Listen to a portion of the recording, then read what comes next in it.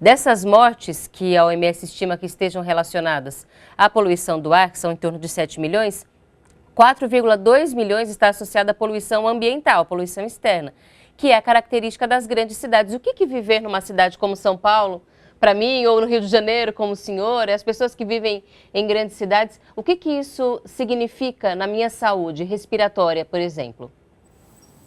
É verdade. O Rio de Janeiro você ainda tem os chamados ventos alísios, né? Que vêm do Oceano Atlântico e levam boa parte da poluição para o mar. Então a gente acaba tendo não sendo tão intenso como em São Paulo. Mas existem regiões do Rio de Janeiro que são mais interioranas, né? No subúrbio carioca e tal, que não tem essa influência tão grande dos ventos alísios.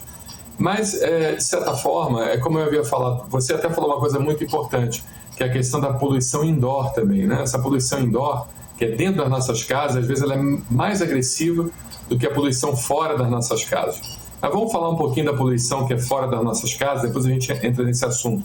Por exemplo, tem cidades na Índia que são extremamente poluídas, só para dar um exemplo de comparação, como Calcutá, onde a simples respiração numa cidade dessa é como se você fumasse 17 cigarros a 18 cigarros por dia, sem ser tabagista, entende?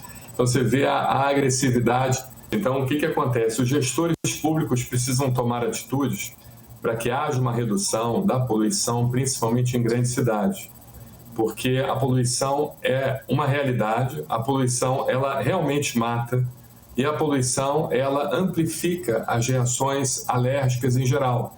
Então, um paciente, por exemplo, que morasse no interior e que tivesse uma alergia ao ácaro, alergia ao mofo, alergia ao pólen, no interior esse tipo de alergia não vai ser tão agressiva quanto dentro de uma grande cidade, porque parece que a poluição, os componentes químicos da poluição, eles modificam o alérgeno e eles tornam esse alérgeno muito mais reativo ao sistema imunológico do que se não tivesse influenciado por um processo de poluição grande dentro de uma grande cidade.